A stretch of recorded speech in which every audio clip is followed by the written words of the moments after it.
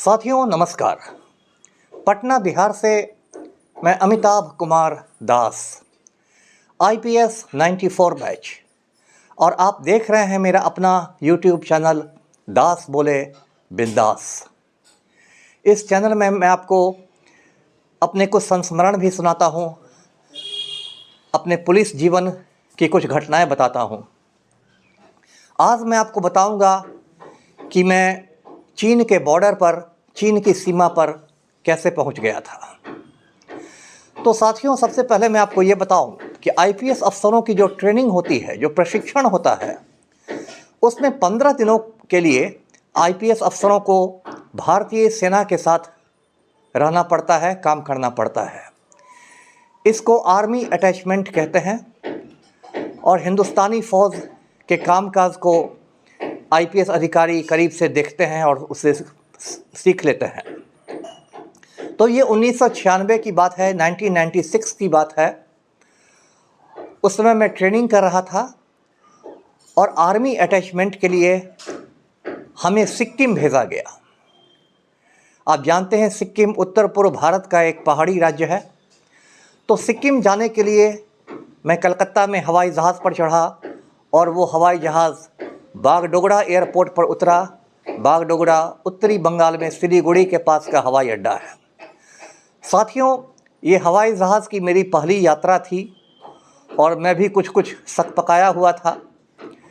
और उसमें ऐसा हुआ कि मेरा जो सामान था, मेरा जो सूटकेस था, वो कलकत्ता हवाई अड्डे पर ही छूट गया। जब मैं बागडोगरा पहुंचा तो पता चला कि मेरा सूटकेस आया ही नहीं है। मेरे हाथ के तोते उड़ गए, क्योंकि मेरी वर्दी, सारा सामान, सब कुछ सूटकेस में ही था।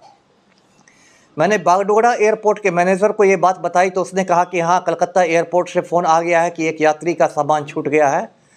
2-3 दिन बाद अगली फ़्लाइट आने वाली थी। उसने कहा कि उस रोज़ आपका सूटकेस आएगा। तो 2-3 दिन मैंने जैसे तैसे करके बिताए। मेरे पास टूथपेस्ट, टूथब्रश कुछ नहीं था। खैर, मेरे साथियों ने मदद की और 2-3 दिन बाद मेरा सामान आ गया। हम लोग सिलीगुड़ी के ट्रांजिट कैंप में ठहरे थे। ये बहुत लंबा चौड़ा ट्रांजिट कैंप है जो इंडियन आर्मी का है। वहाँ दर्जनों ट्रक लगे रहते हैं, सैकड़ों जवान घूमते रहते हैं। इसके बाद हम लोग गंगटोक के लिए रवाना हुए, जो सिक्किम की राजधानी है। सिलीगुड़ी से गंगटोक का रास्ता बहुत मनोरम है, बहुत रमणीक है और पहाड़ों का रास्ता है और बगल बगल में साथ साथ तीस्ता नदी बहती चलती है। तो मैं मंत्रमुग्ध होकर देखता रह गया नज़ारे को और फिर गंगटोक पहुंचा। वहां बताया गया कि हमें गंगटोक से भी आगे जाना है और जिस जगह हमें जाना था वहां आर्मी की एक रेजिमेंट तैनात थी जिसका नाम 19 पंजाब था। 19 पंजाब रेजिमेंट के साथ हम लोग को अटैच किया गया था। उधर जाने के लिए मिलिट्री पुलिस से परमिशन लेना पड़ता है। आम नागरिकों के लिए वो प्रतिबंधित क्षेत्र है, लेकिन हम लोग चूँकि ट्रेनिंग के लिए जा रहे थे इसलिए हमें नहीं रोका टोका गया। और फिर मैं पहाड़ों में 19 पंजाब में पहुंच गया। वहाँ इतनी ठंड थी कि हमारे दांत किटकिटाने लगे। इतनी ऊंचाई पर ये रेजिमेंट था कि बादल तैरते रहते थे, खिड़की से बादल घुस के निकल जाते थे बाहर।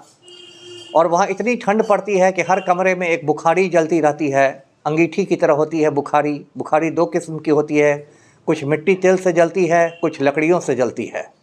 तो किसी तरह हम लोग गर्मा गर्म चाय पी के बुखारी के पास बैठकर खुद को गर्म रखते थे। उसके बाद हमें बताया गया कि अब हमें चीन की सीमा पर जाना है, जिसका नाम है नथू ला। अब ये नथू ला क्या है? तो ला शब्द जो है वो तिब्बती भाषा का शब्द है और 2 पहाड़ों के बीच जो आने जाने का रास्ता होता है उसको इंग्लिश में पास कहते हैं, माउंटेन पास। हिंदी में उसको दर्रा कहते हैं और तिब्बती भाषा में ला कहते हैं। तो ये नथुला जो है, ये 2 पहाड़ों के बीच एक बड़ा सा बहुत चौड़ा दर्रा है जहाँ हिंदुस्तान और चीन की सीमा मिलती है। तो हम लोग नथुला पहुँच गए। अब नथुला में इतना कम ऑक्सीजन है, इतनी ऊंचाई पर है कि वहाँ हमारी सांसें उखड़ने लगी।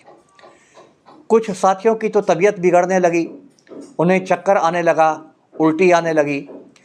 नथुला में चट्टानों पर जगह जगह लिखा रहता है इंग्लिश में कि don't be a gamma in the land of lama, मतलब ये लामाओं की धरती है, यहाँ गामा पहलवान नहीं बनिए।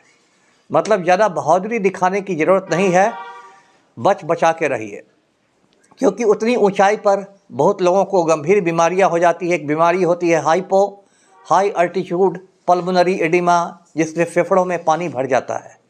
एक उससे भी गंभीर बीमारी होती है जिसको कहते हैं सेरिब्रल एडिमा, जिसमें दिमाग में पानी भर जाता है और उसमें जान भी चली जाती है।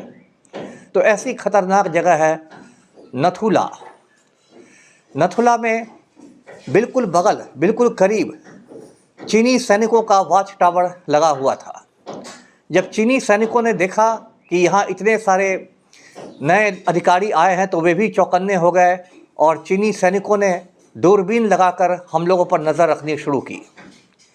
मेरा एक बैचमेट है साथियों, उसका नाम है कैलून लुफेंग। वो मणिपुर का रहने वाला है। शक्ल सूरत से थोड़ा वो चीनियों से मिलता जुलता है क्योंकि उसकी छोटी छोटी आँखें हैं। जब उसको चीनियों ने दूरबीन से देखा तो बड़ा खुश हो गए और चीनी सैनिक उसको देखकर हाथ हिलाने लगे। बेचारा कैलून लुफेंग शर्मिंदा हो गया। तो हम लोग वहाँ नथुला में रहे।